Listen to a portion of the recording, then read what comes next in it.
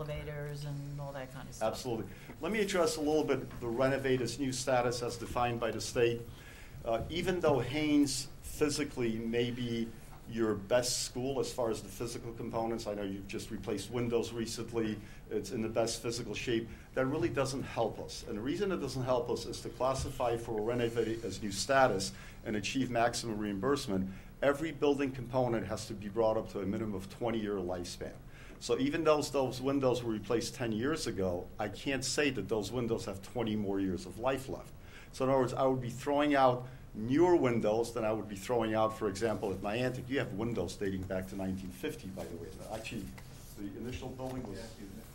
Right. I mean, you have the original steel single-pane windows in that building. So the fact that that school is a little bit better in physical shape really doesn't help us financially as far as the dollars are concerned in that renovator's new status. The new construction of Flanders, if we could prove to the state, and I think we can do that because that 1 year of construction cost escalation helps us with the 4% increase in cost, if we could prove to the state that the new Flanders is less or equally as expensive as renovating Flanders, then the state will give you your 44.64% reimbursement rate in lieu of the 32 for new construction. So I've already spoken with the state on that, so we're pretty sure that that'll happen. Ready for questions? One question for you, and Tim, you'd remember this. There was always a crack in the Annex Center that was always of concern. Mm-hmm. And that was a big issue. What about the crack? It's veneer. Okay. It's not a structural crack. It's a crack in your brick veneer. Okay. I was out there with my structural engineer. We're going to take another look at it. There are a few of those. That's not the only one that you're referring to, but that is purely the exterior. It's, for example, it's similar to a crack in your siding. Yeah, I think this was on the inside of the building, though. On the ground. Yeah. All right. So far, for what my structural engineer has seen, we don't see any structural issues in that building. That could still, with some more, there would still be more work to be done. Right. To look at that. On a renovator's new project, we're gutting the entire building. The only thing that's left is the structural elements, the floor, the structural bearing walls, the columns, etc. Everything is removed. It's basically a brand new building once we're done with it. Before you ask questions. Sure. Just want to emphasize. You should get on the mic just so our folks at home can hear. What I don't want to get lost in all of the talk about the structure and the lighting and the geothermal and all that kind of stuff, all very important for the long term. But first and foremost, we looked at educational needs for the kids and tried to make sure that what we were designing had the flexibility to accommodate whatever kind of changes might come down in terms of educational philosophies, trends, strategies, or whatever over the years. And one thing I want to really emphasize, and I want the community to know, is that by moving from 3 schools to 2, we're still maintaining the exact same class size policies that we currently have, where we try to keep our K1 and 2 classes below 18 and our grade 3 and 4 classes in the below 24. So we are maintaining those. The number of classrooms will be sufficient for the foreseeable future, and foreseeable meaning the best projections that NESDEC can give us in terms of our populations, with a little room to grow. And our architect has assured us that he is designing these buildings in such a way so that if 15, 20 years from now, something that we can't foresee now occurs in the neighboring communities, and we grow as a district and we need 4 more classrooms or 6 more classrooms, we could easily add on to either one of those buildings, and all of the infrastructure, electricity, plumbing, et cetera, will be designed in such a way that they can be easily added on to one of the external wings of those buildings. So we are thinking long term. Somebody said, well, what about preschool? What if the state mandates preschool? I don't see that happening in my future, but at the same time, these buildings will accommodate that if, in fact, it is mandated by the state at some point down the road, or if the community desires to do it. But right now, we're not building classrooms for that purpose. If I could just tag on to what Dr. Lombardo said, going from 360 to 400 really doesn't increase your core facilities, your gym, your cafeteria, your office will remain the same. All you're doing is just basically adding 4 more classrooms.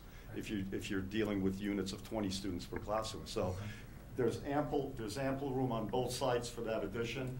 On the Niantic site, we're actually showing in a dotted line a future 4-classroom addition.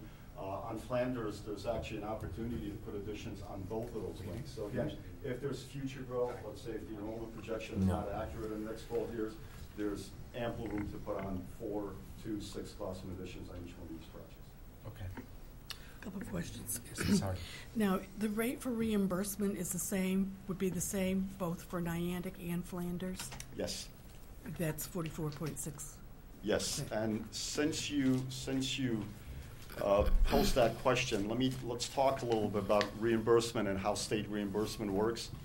If you file by June 30th of this year, your reimbursement rate will be 44.64%. The state just published the 2015-16 rate, and that rate, unfortunately for you, is dropping to 43.21%. That's a 1.43% decrease in the reimbursement rate.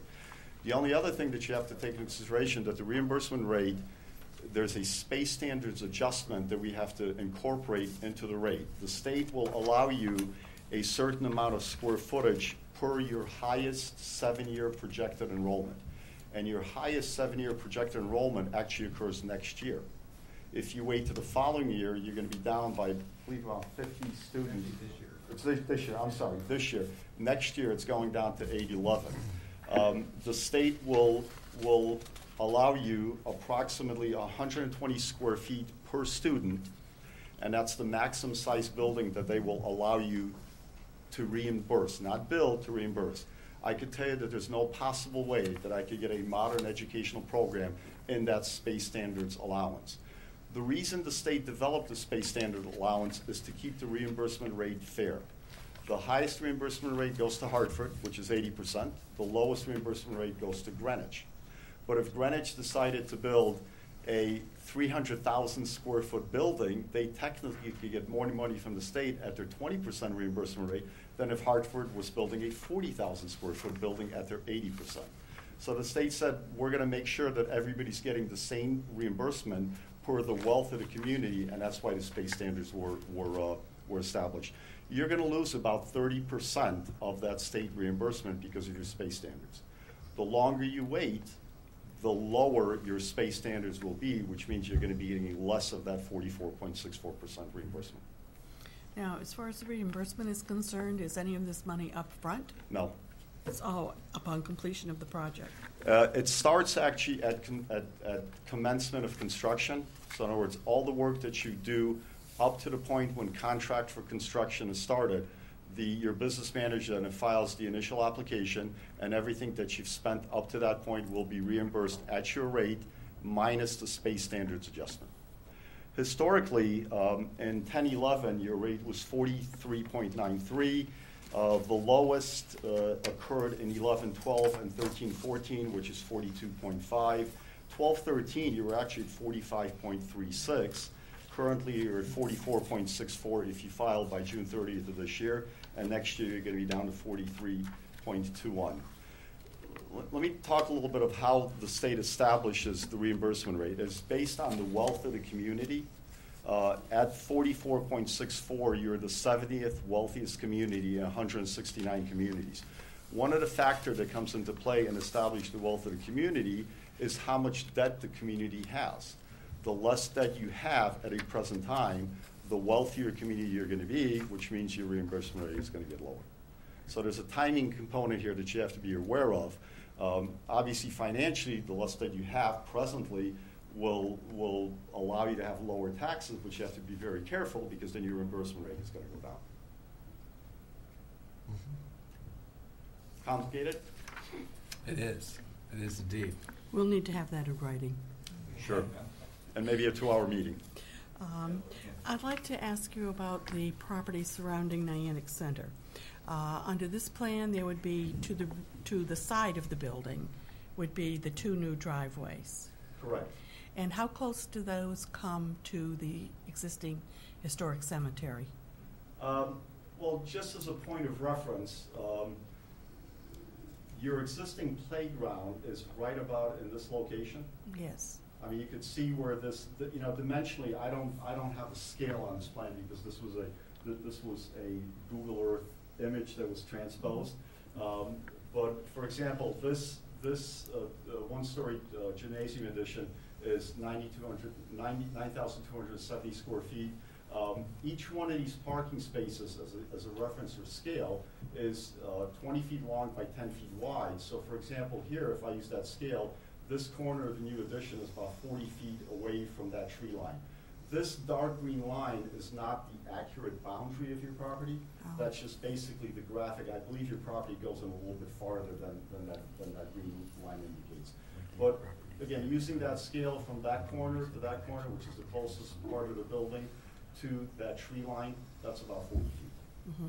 But then the buses would travel behind that. No, the buses will travel right in here, Right on Oh, that's it. right on Patagonia. All right, they're not going to go actually in behind the building. No. Okay. The buses are still on the property. Thank you. Right in the front, Mrs. Hardy, in the front of the building, the old front, Mhm. across from the old pizza place. As this is laid out, we have 176 parking spaces, as you see it here. There's an opportunity to do some grass paved parking. That's a product that basically stabilizes the existing grass area. West Farm Mall has a lot of that during the holiday season. They have an overflow parking area, so we could probably get maybe 40 to 50 more cars right in that area on grass paved during events, parent-teachers conferences, which I really don't think you're going to need. But at 176 permanent parking spaces, that building would function very well on a day-to-day basis. Now, to go to Flanders, the students would continue to occupy the old Flanders building during Correct. construction. Correct. And then, how about demolition? Demolition would start, you know, the ideal situation. And that's Could you get on mic when you're answering, just so we Yes, can sorry get about this? that. I was going to point to the board. I know. The school would have to be complete, obviously, at a beginning of a school year. It would be very difficult to move children around at mid-school year. The Oswegatchie is a great example. The school was completed sometime around May, June. June, July, the existing building was demolished, the parking was introduced, and September, end of August, September, school started up. So we do have to hit the demolition of that building on May, June, July, at the end of June, once students leave for summer vacation. And that would probably be, if the schedule holds true, if you do file by June 30th of this year, we're probably looking at 2017. So the space that would now be vacant, what use would be made of that, as far as this plan is concerned? The footprint of the building that's going to be vacant? Yes. That's basically parking. The That would be outline, the parking. the outline of the existing building is right here. That's the Board of Education building right there. I don't know if this has been considered, but one of the things that we're very desperate for in town is community space, particularly gyms. And we have students doing practice sessions at 9:30 at night, and that's certainly not very educationally good. Would it be possible to save the gym in the old building and to use that? That was a recent addition, fairly recent, after the original renovation. That, I think, is maybe 15 years old. Flanders? Flanders, yes, Flanders. Everything's possible, but is it economically feasible? We're designing these buildings and the gymnasiums as full-size high school regulation gyms that allow you to separate them into two separate, smaller basketball courts. Right, I'm not suggesting that you not do those. I'm asking if it would be feasible to leave the old gym standing to be used for community purposes. It could be. We would have to design a new heating and ventilation system for that. I don't think we could maintain the existing boilers that are there. I see. In the footprint, that existing gymnasium is right about there. With some reconfiguration of the site, it's possible. If the town desires that, we could definitely look at that. It would not qualify for reimbursement, though. Any work that's done on that particular gym, you would not qualify for your state reimbursement because it wouldn't be part of the educational specifications. The gymnasium at Lily B would be there, and would assume could become Parks and Rec. And then there is been subdivided that's in Lily B, that could actually be retrofitted back to a gymnasium as well. The other point I was going to make was that in the design of these new schools, that community access and having the use of certain parts of the building by the community under different security situations would all take place and so forth. So you could have the facility be secure, but also have the gymnasium used for special events and things like that. So that would all be part of the new design, right? Even the site plan, for both Niantic and Flanders. For example, the new gymnasium at Niantic would be located in this section of the building. This then could be used for evening parking. Buses obviously wouldn't be there. At Flanders, the gym would be right about in that location, so that part of the parking would be utilized for community use. The buildings would be isolated. The balance of the building could be locked off, and only the gym, let's say maybe media center, maybe cafeteria for some meetings, can be opened up for community use. Thank you. I do have a couple of other comments, but if there's others on the board that would like to speak, I can wait. You have the floor. All right. Sure. Okay. Yeah. Does the expansion of Flanders School involve use of the Doyle property? No, I'm not even. Is the Doyle property? We have, yeah. Is that? I'll show you about that. I believe that's right there. We have, we've asked Mr. Jakinski about that. We will maintain a practice field on the total site. It may be different from where it is currently, but it'll be on the site. All right, well, my question is, does this involve any use of the Doyle property? I believe the Doyle property is right there, Yeah. and it does not involve the Doyle property. Okay, thank you. The siting of Flanders School is still a variable that can be, talked about, discussed, and optimized in terms of all of the land there. So, I mean, that footprint can be picked up and moved around, and we were talking about that this morning with the school principals as well. So, all that at this point, very flexible. You have plenty of room there. Everybody thought that the Oswegatchie site was tight and building a new building behind the existing one. You could go and visit that right now. You're not too far away. This property is probably 4 times the size of the property that we had available at Oswegatchie. So I do not see it as an issue, not at all.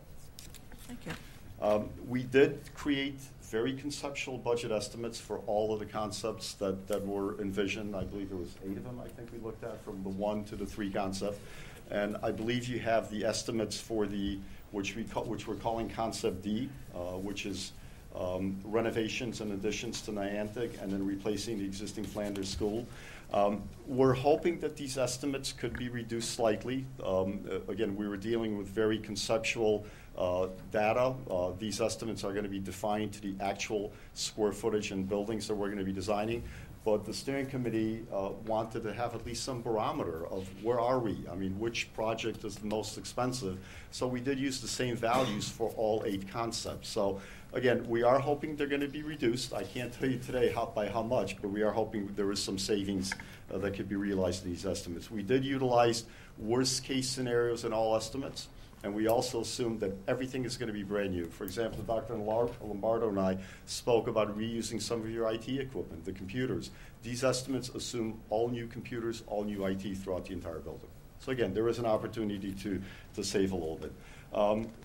All these estimates were based on 2016 construction costs. So in other words, the estimates were done in 2014 values, escalated to 2016. That escalation is 4% compounded, so it's $100, then it's $104, then it's $104 times 1.04. They were all based on the assumption that you're going to file by June 30th this year, which then will get you the 44.64% rate. And they did assume space standards based on your highest enrollment, which is this year at 845. So, for example, if you look on the last page of the Niantic Center estimate, The space standards adjustment will be 57.4%, which means the state will reimburse you for only 57.4% of the project at your 44.64% rate. Very bottom, total cost to the town of East Lyme, worst case scenario for the Niantic project is $21,877,814, based on, again, a 2016 construction cost. Replacing the existing Flanders, obviously we have some demolition costs, we have hazardous material removal. Also on the hazardous material, we're also assuming a worst case scenario. My understanding is, speaking to Mr. Melterbarger, that a lot of the asbestos was already removed from that building. But again, we wanted to use the same values for all three buildings, and we did use a worst case scenario in our estimating. Bottom line on the new Flanders, again, with a space standards adjustment of 67.5%, total cost to the town of East Lyme, $34,621,481. Again, both projects done simultaneously with construction starting sometime around 2016. We also did a project delay cost analysis, which I believe you have in front of you. The only thing I have to tell you is this project delay cost analysis only takes into consideration the 4% delay in construction. There are 4 other factors that you have to be aware of that may increase your cost. One of the factors, which I just mentioned to you, is the lowering of reimbursement rate. Now, granted, your rate may go up, but if you become a wealthier community, most likely your rate will go down. The other factor is space standards, which I mentioned. The lower your population, the less the state will reimburse you for in the square footage. Further deterioration of building elements, not that big of a deal on a Renovate as New project, but for example, on the masonry, and we know we have masonry issues at Niantic, the longer you wait, the more masonry restoration we'll have to deal with. Cost of borrowing, I think, is something that you may want to consider. We're working on a project in Region 1 right now. They're ready to borrow some money for a project at Housatonic Valley Regional High School. Their short-term borrowing rate right now is between 0.75% and 0.9%. Their 20-year bond issue is going to be under 3%. I don't know if that's going to be available in future years. I can't imagine getting money for less than 1%. So again, with that, I just want to point out that these cost escalations only include the 4% cost, 4% per year cost escalator. So if you file June of 2015, cost to the town of East Lyme, $66,919,000. If you wait a year, only that 4% escalator bumps the project up by close to $4 million, to $70 million. If you wait to 2017, it's another $4 million. If you wait to 2018, now we're at $77 million. If you wait to 2019, it's $80 million only on the 4% per year cost escalation. Sure. We know that our elementary school, our district population is dropping next year by 88 students, approximately 90 students based on current year, based on NESDEC projections, based on all the information we have. So we do know that the reimbursement that we receive for this project will be lower during the 2015-16 year than if it's voted on in 14-15. The other factor that Al didn't mention is that we know that when we consolidate from 3 to 2 schools, we will save approximately $1 million per year in general fund costs. So while that's not included in the figures here, each year we spend an additional $1 million that we otherwise would not spend because we're in 3 schools instead of 2. Mr. Salerno, you had a question? Just a few questions. The gym in Niantic Center, is that going to be repurposed? The existing gym. The problem that I see with the function at Niantic Center is your media center is on the 2nd floor. Technically, by building code, the kindergartners and first graders should not go up there because the building code says that a kindergarten and first grader has to occupy the level of exit discharge. So our initial concept is to actually move the media center to where the existing gym is. We're probably going to have to infill that area. That is a pretty challenging handicap accessibility component to get down to that lower level. And we're recommending constructing a new gym right in that location. So yes, to answer your question, yes, we definitely have to repurpose. So you'll have to that. backfill into the gym Yes. to bring the level up. Yep. What's the current breakdown of students in the three schools, roughly? Roughly. Yeah, right now we have approximately 360 youngsters in Haynes, and that includes students from Learn and Creative Play School. We also have this year we have about 185 students in Niantic Center and 340 in Flanders. And So what's Flanders and Haynes are roughly the same. Niantic Center has been dropping steadily over the last several years. And it's down to 185, projected to be 171 next year. And what's your estimated new breakdown with new schools with today's numbers? Next year, we anticipate losing approximately 50 elementary school students, kind of equally divided among the three schools. So we'll be down about 50 elementary from the current year next year. I guess if you go to two schools, what will be the breakdown of the two schools? What would the capacity be? When the construction is completed? Yep. We're estimating if it's done, if we're ready to move in 3 years from now, which is about the timeline, if we follow it with a vote this year, et cetera, we're talking about 360 to 375 kids in each of the two buildings. So roughly the size of Flanders and Haynes today. Okay, and what's the capacity? What would be the capacity of new buildings? You want to speak to that? Yes, we're actually designing the building for your highest enrollment, which is next year, which is about 845. But in reality, it's 860. I can't design classrooms for 2 or 3 students. We do have to design in units of 20. So it would be for total combined enrollment in both would be 860.